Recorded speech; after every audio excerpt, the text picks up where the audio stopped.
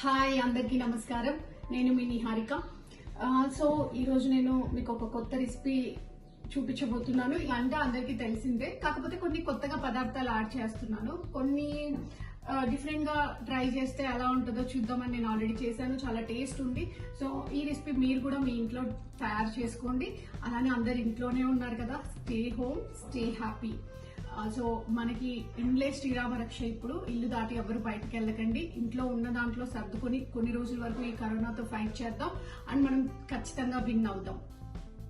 So ఇప్పుడు నేను చేయబోయే రెసిపీ పేరు ఏంటంటే పాలకూర రైస్. సో ఈ పాలకూర రైస్ కి కావాల్సిన పదార్థాలు ఏంటంటే, ముందుగా కట్ చేసి పెట్టుకున్న ఆనియన్స్, చిన్నగా కట్ చేసుకున్న ఆలుగడ్డ అండ్ పచ్చిమిర్చి, తర్వాత వెల్లుల్లి, అల్లం.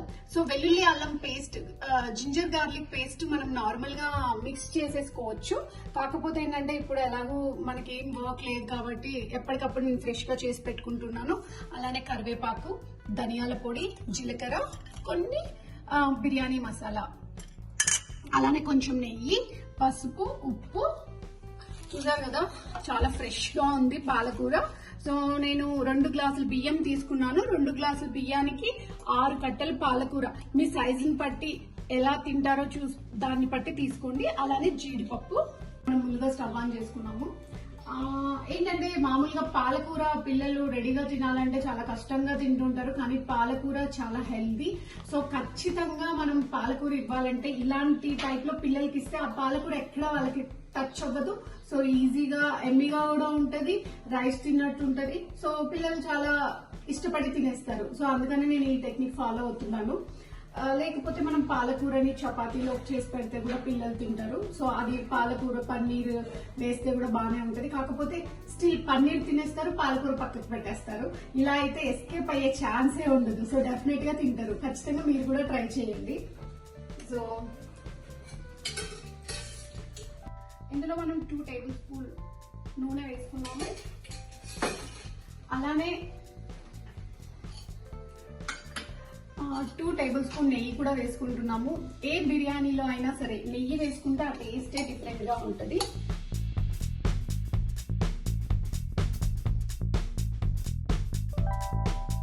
సో ముందుగా మనం జీలకర్ర వేయించుకున్నాము. దీంట్లో ఆవాలు వేయట్లేదు, ఓన్లీ మనం జీలకర్ర వేస్తున్నాము. తర్వాత ఈ మసాలా ఆకు, మొగ్గ, లవంగాలు ఇవన్నీ వేసుకుంటున్నాము. ఇది మిక్సీకి వేసి పొడి కూడా వేసుకోవచ్చు, లేకపోతే మనం కొంచెం స్మెల్ కోసం కాబట్టి నేను డైరెక్ట్ గా ఆయిల్ లో వేసేస్తున్నాను. మిక్సీకి వేస్తే చాలా ఘాటు వస్తుంది కదా, ఘాటు ఉంటే మళ్ళీ పిల్లలు తినడానికి ఇష్టపడరు. సో మనం ఇప్పుడు జీడిపప్పు వేస్తున్నాము. ఇందులో జీడిపప్పు మంచిగా ఫ్రై చేసుకున్నాము. జీడిపప్పు కొంచెం ఎక్కువగా వేస్తే పిల్లలు ఇష్టంగా తింటారు. జీడిపప్పు కోసమైనా రైస్ తింటారు.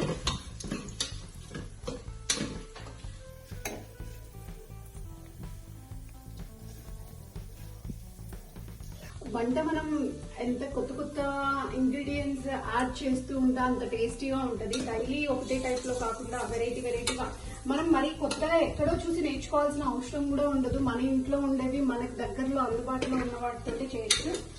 సో ఇప్పుడు మనం చూసాం కదా, ఇది జీడిపప్పు మంచిగా బ్రౌన్ కలర్ లో వచ్చేసింది. సో జీడిపప్పు చూసాం కదా, చాలా బ్రౌన్ గా బాగా ఫ్రై అయిపోయింది. సో ఇప్పుడు మనం ఇందులో ఆనియన్స్ వేసుకుంటున్నాం.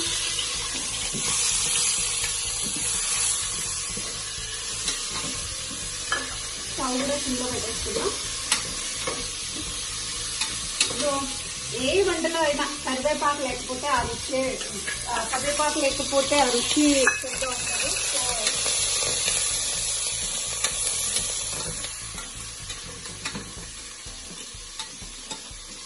ఇప్పుడు నేను స్టవ్ సిమ్ చేసి పెట్టుకున్నాను. అవి చిన్నగా వేగుతూ ఉంటాయి, పోతూ ఉన్నాయి. ఈలోపు మనం పాలకూర కట్ చేసేసి మిక్స్ చేసేస్తున్నాము.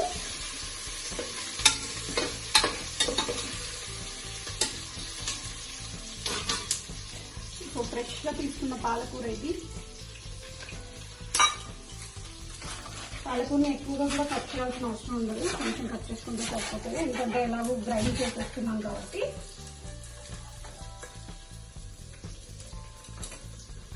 డైరెక్ట్ గా మిక్సీలో వేసుకున్నాము.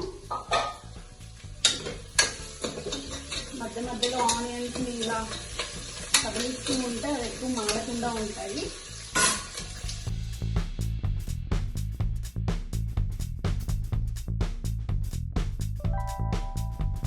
ముందుగా మనం హాఫ్ పాలకూరని మిక్స్ చేసి పెట్టుకున్నాము.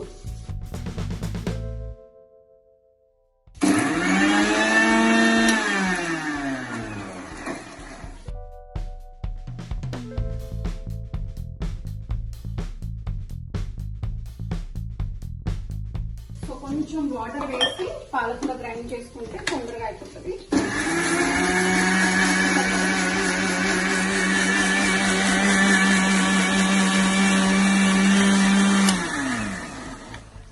మరీ ఎక్కువ వేసుకోకుండా కొంచెంగా వేసుకుంటే బాగుంటుంది. సో ఆల్మోస్ట్ ఒక కట్ట పాలకూర వేసేసుకున్నాము. ఇక్కడ కూడా మనం చూస్తే ఆనియన్స్ బాగా ఫ్రై అయిపోయాయి. సో మనం ఇందులో ఆలు కూడా వేసేస్తున్నాము. ఆలు వేసుకుంటే ఏంటంటే మధ్య మధ్యలో పాలకూర రైస్ లో ఆలు వస్తుంటే పిల్లలకి ఆలు, జీడిపప్పు ఇవన్నీ ఎమ్మీగా ఉంటాయి, టేస్టీగా ఉంటాయి కాబట్టి పిల్లలు ఇష్టంగా తింటారు.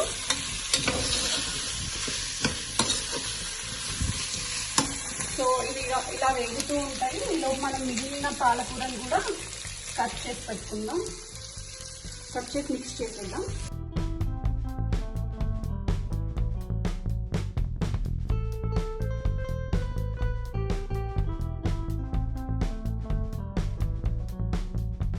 సో ఇందులో కొంచెం వాటర్ వేసుకుందాం తొందరగా మిక్స్ అవ్వడానికి.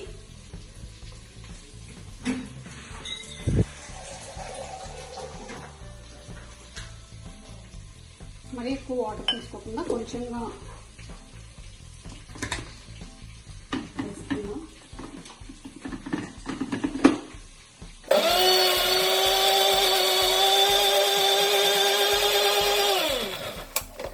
సో ఇది ఎక్కువసేపు కూడా పెట్టాల్సిన అవసరం లేదు, చాలా ఈజీగా స్మాష్ అయిపోతుంది ఆకుకూర కాబట్టి. సో ఇప్పుడు మనం ఈ ప్యూరీని పక్కకు పెట్టేసుకుందాం. ఇలా ఒక్కొక్క మన ఫ్రై అయిన వరకు వచ్చిందో చూద్దాం. చూసారు కదా, బిర్యానీ ఆకు, ఇందులో లవంగాలు ఇవన్నీ వేయడం వల్ల చాలా స్మెల్ చాలా బాగా వస్తుంది. ఇప్పుడే కొంచెం నెయ్యి వేయడం వల్ల కూడా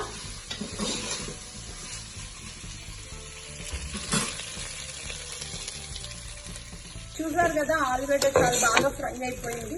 సో ముందుగానే ఫ్రై చేసుకుంటే ఏంటంటే మనకి ఆ స్మెల్ అనేది ఉండదు, పచ్చి వాసన అనేది ఉండదు. సో చాలా టేస్టీగా కూడా ఉంటుంది. సో మనం పాలకూర ఎలా అంటే అలా వేసుకోకుండా నేను యాక్చువల్లీ 2 గ్లాసులు బియ్యం తీసుకున్నాను. సో ఆ వాటర్ తో పాటు ఇది కూడా వాటర్ మిక్స్ చేసుకొని వేసుకోవాల్సి ఉంటుంది. సో ఇప్పుడు ఇది 1 గ్లాస్, 2 గ్లాస్. సో ఇప్పుడు నేను 2 గ్లాసులు బియ్యం కాబట్టి 2 గ్లాసులు తీసేసుకున్నాను కాబట్టి ఇంకా కొంచెమే ఉంది. సో ఇంకో 2 గ్లాస్ మాత్రమే వాటర్ తీసుకోవాలి, లేకపోతే వాటర్ క్వాంటిటీ ఎక్కువ అయిపోయి మెత్తగా అయిపోతుంది. ఇది కూడా బాగా పచ్చి వాసన పుయ్యే వరకు మగ్గిద్దాము. అప్పుడే ఆ స్మెల్ అనేది లేకుండా చాలా బాగుంటుంది. సో ఇందులో కొంచెం పసుపు వేద్దాం. పసుపు ఏంటంటే మరి గ్రీన్ గా కనపడకుండా కొంచెం అది ఇది మిక్స్ అయిన తర్వాత డిఫరెంట్ కలర్ లో కనపడుతుంది. కొంచెంగా వేసాను. చూసారు కదా, చూస్తుంటేనే మనకి దీన్ని కర్రీలాగా కూడా చేసుకొని తినేయచ్చు అనిపిస్తుంది. సో మనము యాక్చువల్లీ నేను ముందుగా కట్ చేసి పెట్టుకున్న పచ్చిమిర్చి, అల్లం, వెల్లుల్లి ఉన్నాయి కదా, ఇవన్నీ నేను ఇప్పుడు గ్రైండ్ చేసుకుంటున్నాను. కొంతమంది ఆనియన్స్ తో పాటు వేస్తారు. నేను ఎందుకంటే ఫస్ట్ అవన్నీ వేగిపోయినాక దీని పచ్చివాసన కూడా పోయినాక వేస్తే బాగుంటదని చెప్పి నేను అన్ని అయిన తర్వాత వేస్తున్నా.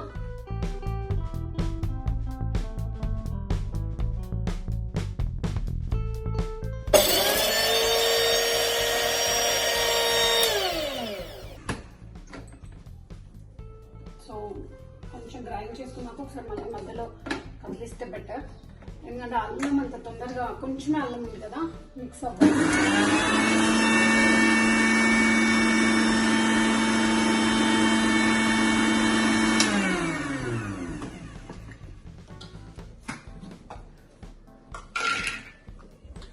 ఆల్మోస్ట్ అల్లం వెల్లుల్లి మొత్తం మిక్సీకి వేసేసాను, ఇందులో వేసేస్తున్నాను.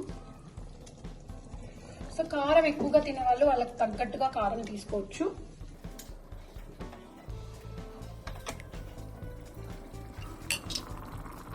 పచ్చి పాలకూర స్మెల్ అంతా పోయే వరకు వేయించుకున్నాము. ఇందులో మనము గార్లిక్ పేస్ట్, తర్వాత పచ్చిమిర్చి పేస్ట్ కూడా మిక్స్ చేసేసుకున్నాము. చూసారు కదా ఎలా ఉందో, చాలా కలర్ఫుల్గా ఉంది. సో ఇందులో మనం కొంచెం ధనియాల పొడి కూడా వేస్తున్నాము, 1 స్పూన్ ధనియాల పొడి. సో కొంచెం కావాలనుకున్న వాళ్ళు వేసుకోవచ్చు, వద్దనుకున్న వాళ్ళకి అవసరం లేదు. మనకు కొంచెం బిర్యానీ లాగా టేస్ట్ కావాలనుకున్నాం కాబట్టి ధనియాల పొడి కూడా వేసాము. ఇందులోనే నేను కొంచెం ఉప్పు కూడా వేసేస్తున్నాను. మంచిగా ఉడుకుతుంది, చూసారు కదా, ఇలా ఉడికే వరకు ఉంచుకోవాలి.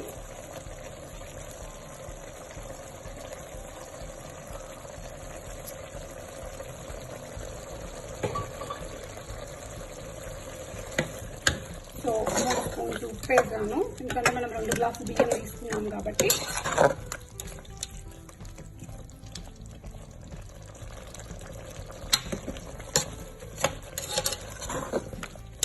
అక్కడక్కడ జీడిపప్పు, ఆలు, ఆనియన్, బిర్యానీ ఆకులు కనపడుతూ చాలా కలర్ఫుల్గా ఉంది.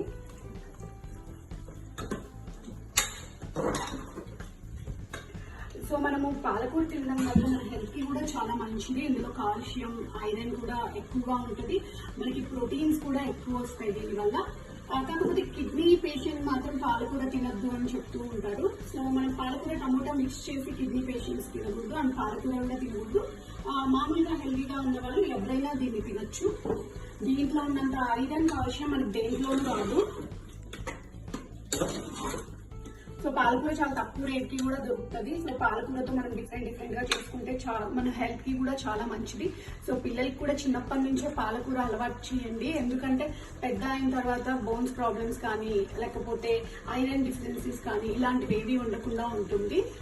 సో ఆల్రెడీ మనం ముందుగా బియ్యం కడిగి నానబెట్టుకున్నాము. బియ్యం ముందుగా నానబెట్టుకుంటే చాలా బాగా ఉంటుంది, బియ్యం స్మూత్ గా వస్తుంది, తర్వాత పొడి పొడిగా కూడా ఉంటుంది.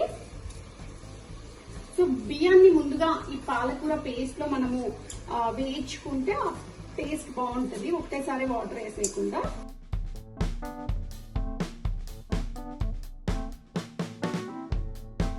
సో ఇది మార్నింగ్ టైంలో మనం చేసేసుకున్నామంటే పిల్లల లంచ్ బాక్స్ కి కూడా చాలా ఈజీగా ఉంటుంది, తొందరగా కూడా అయిపోతుంది. కుక్కర్ లో వేసేసుకొని మనం వేరే పనులు చేసుకునే లోపు అన్ని మిక్స్ చేసేసుకుంటే అదే అయిపోతుంది, ఇక్కడే నిలబెట్టుకోవాల్సిన అవసరం కూడా ఉండదు. సో చూసారు కదా, బియ్యాన్ని కూడా చాలా గ్రీన్ గా కలర్ఫుల్ గా కనపడుతుంది. ఆలు వేయడం వల్ల అక్కడక్కడ ఆలు కనపడుతుంది, జీడిపప్పు. సో కాసేపు బాగా ఒక 5 minutes వరకు దాన్ని మనం ఉడికించుకున్న తర్వాత ఈ పాలకూరలు, తర్వాత మనం వాటర్ వేసి కుక్కర్ పెడతాం. ఆల్మోస్ట్ చాలా బాగా బియ్యంలో కలిసిపోయింది పాలకూర పేస్ట్ కూడా. సో ఇప్పుడు ఆల్రెడీ మనం ముందుగా 2 గ్లాసుల వాటర్ వేసుకున్నాము, దానికి తోడు ఇంకొక 2 గ్లాసుల వాటర్ వేసుకుంటున్నాము. సో ఈ వాటర్ మనం ముందుగా కూడా వేడి చేసుకొని పక్కకు పెట్టుకొని కూడా వేసుకోవచ్చు, కాకపోతే నేను డైరెక్ట్ గా వేసుకున్నాను. ఆల్మోస్ట్ కంప్లీట్ అయిపోయింది మన రెసిపీ అంతా. ఇంకో 10-15 minutes అయితే చాలు, విజిల్ వచ్చేస్తుంది కుక్కర్. సో దీన్ని ఇప్పుడు మనం క్లోజ్ చేసుకుంటున్నాం. సో చూసారు కదా, ఆల్మోస్ట్ బాగా ఉడికిపోతుంది. దీన్ని మనం ఇంకా కుక్కర్ మూత పెట్టేద్దాం. ఒక 15 minutes లో కుక్కర్ విజిల్ వచ్చేస్తుంది. ఈలోపు మనం కావాలనుకుంటే దీనికి రైతా కూడా రెడీ చేసుకోవచ్చు. రైతా కూడా చాలా ఎమ్మీగా ఉంటుంది. మనకి ఇప్పుడు కుక్కర్ విజిల్ రావడానికి కొంచెం టైం పడుతుంది, ఒక 5-10 minutes. ఈలోపు మనం చెప్పాం కదా రైతా రెడీ చేసుకుంటే రైతా చాలా బాగుంటుంది. దీంట్లోకి కర్రీ ఏం అవసరం ఉండదు. పిల్లలకి కూడా సమ్మర్ కాబట్టి కూల్ గా కొంచెం పెరుగు కూడా తింటే హెల్త్ కి మంచిది. సో మనం కుకుంబర్ అండ్ ఆనియన్ తో రైతా చేసుకున్నాము. యశో కుకుంబర్ పీల్ చేయవా? సో పిల్లలు కూడా ఎలాగో ఖాళీగా ఉంటారు కాబట్టి ఈ వర్క్స్ అన్ని చిన్నపిల్లలతో చేపిస్తే వాళ్ళకు కూడా అలవాటు అవుతుంది. చిన్న పిల్లలు కదా అని చెప్పకపోతే వాళ్ళకు కూడా ఎప్పుడు అలవాటు అవుతుంది, ఇంకా ఎప్పటికీ అలవాటు అవ్వదు. సో ఆనియన్స్ చాలా చిన్నగా కట్ చేసి పెట్టుకున్నాము.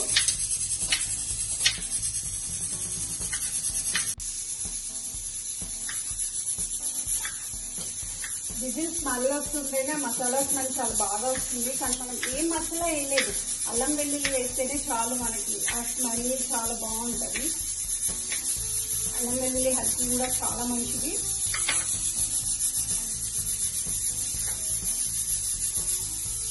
మనం పచ్చిమిర్చి కూడా వేసుకోవచ్చు రైతాలోకి, కాకపోతే పిల్లల కోసం చేస్తున్నాం కాబట్టి మనం పచ్చిమిర్చి ఏం వేయలేదు. సో 3 విజిల్ వచ్చేసాయి, మనం కుక్కర్ ఆఫ్ చేసేస్తున్నాము.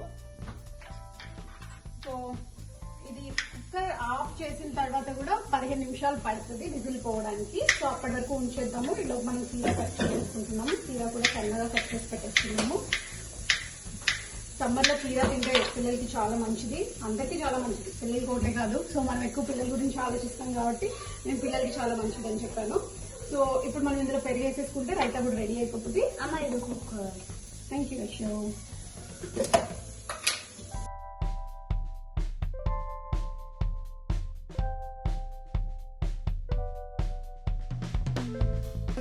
చిక్కని గడ్డ పెరుగు వేసుకున్నాం కదా ఇందులో, దాన్ని మొత్తం స్మాష్ చేసేసుకున్నాం నేను. ఇందులో ఇప్పుడు ఇలా కలిపిన తర్వాత కొంచెం వాటర్ వేసుకున్నాం, మనకి ఎంత కావాలో అంత. రైతా ఇప్పుడు గడ్డ పెరుగుతో సో మిక్స్ చేసేసుకున్నాం. ఇప్పుడు రైతా ఇప్పుడు గడ్డ పెరుగుతో కొంతమంది ఇష్టపడతారు, కొంతమంది లిక్విడ్ వాటర్ గా ఉంటేనే ఇష్టపడతారు. సో మనం అన్నంలో కాబట్టి కొంచెం గ్రేవీగా ఉంటే బాగుంటుంది. నేను వాటర్ తో చేశాను. సో కావాలనుకుంటే ఇందులో మనం కొంచెం సాల్ట్ కూడా వేసుకోవచ్చు, మరి ఎక్కువ కాకుండా మనకి ఎంత కావాల్సి వస్తే అంత. సో మనకి రైస్ అయిపోయే లోపు రైతా కూడా రెడీ అయిపోయింది.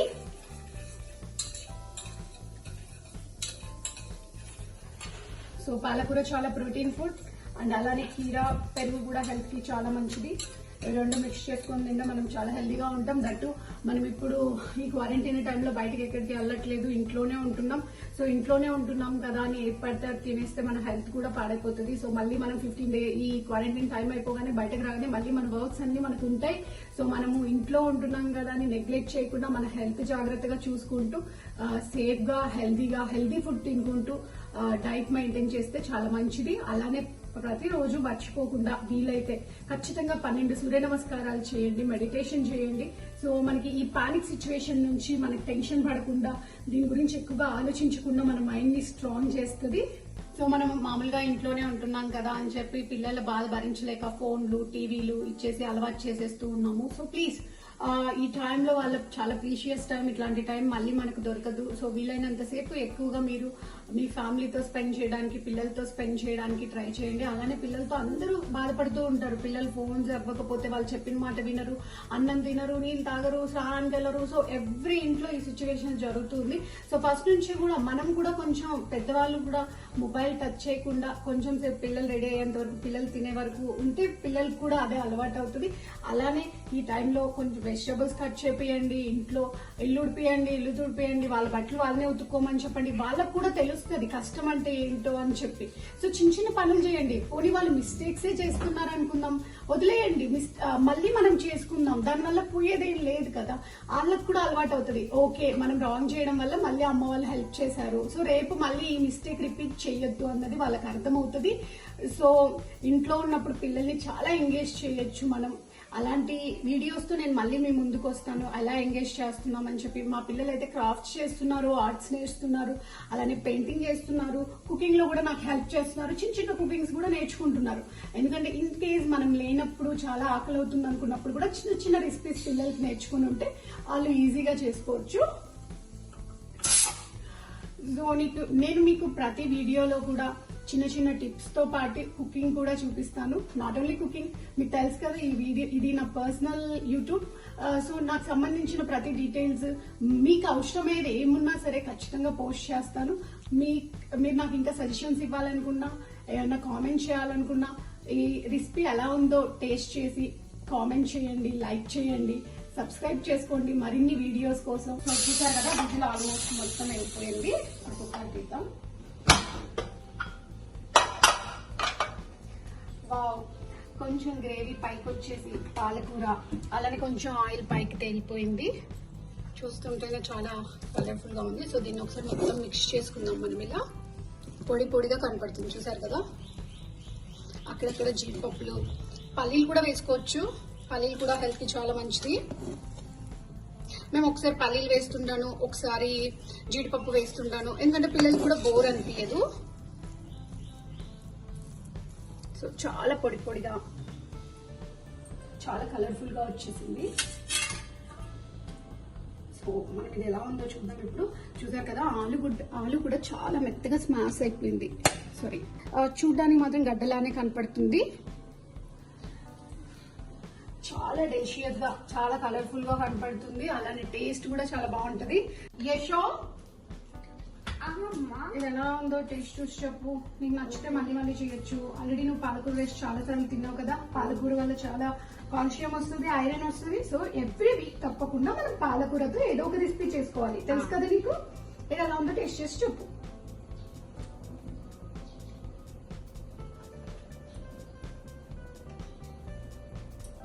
యశోకి జీడిపప్పు అంటే చాలా ఇష్టం, అందుకనే యశో తినేటప్పుడు కొంచెం జీడిపప్పు ఎక్కువగా గార్నిష్ చేస్తూ ఉంటాను. సో ఇంకా ఇష్టంగా తింటారు కాబట్టి. చాలా బాగుంది. చాలా బాగుందా? ఉప్పు కారం అంతా సరిపోయిందా? టేస్టీగా ఉందా? చూసారు కదా పాలకూర బిర్యానీ ఎలా ఉందో, ఎంత బాగా కనపడుతుందో చూసారు కదా. చాలా టేస్ట్ కూడా చాలా బాగుంది, అలానే చూడడానికి కూడా చాలా బాగుంది. ఎంత కమ్మగా ఉంటదంటే మనం నోట్లో వేసుకుంటే కరిగిపోతుంది. ఎందుకంటే ఆలు కూడా ఉంది కాబట్టి ఇంకా బాగుంటది, స్మూత్ గా వెళ్ళిపోతూ ఉంటది. సో దీనికి రైతా కూడా అవసరం లేదు. ఖచ్చితంగా మీరు కూడా ట్రై చేసుకోండి. చూసారు కదా ఎమ్మి పాలకూర రైస్. సో ఇది హెల్త్ కి కూడా చాలా మంచిది అండ్ ఈజీ రెసిపీ. సో ఇది మీరు కూడా మీ ఇంట్లో ట్రై చేయండి. ఎలా ఉందో కామెంట్ రాయండి. Don't forget to subscribe Niharika talks. Thank you so much.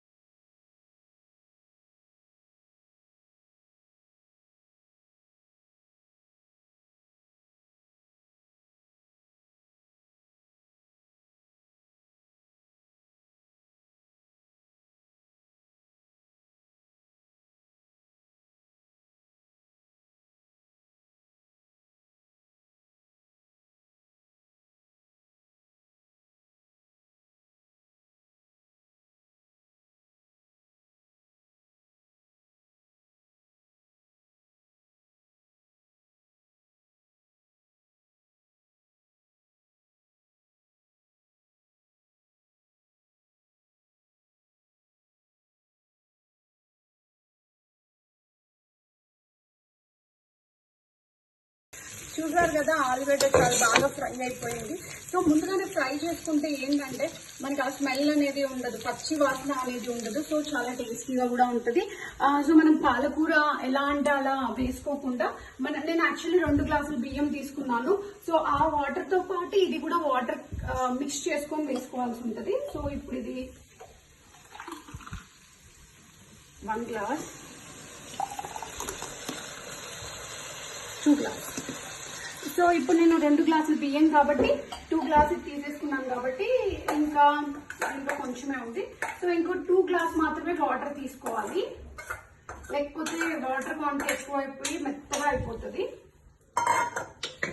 ఇది కూడా బాగా పచ్చి వాసన పోయే వరకు మనం పాలకూర ఎలా అంటే అలా వేసుకోకుండా నేను యాక్చువల్లీ 2 గ్లాసులు బియ్యం తీసుకున్నాను.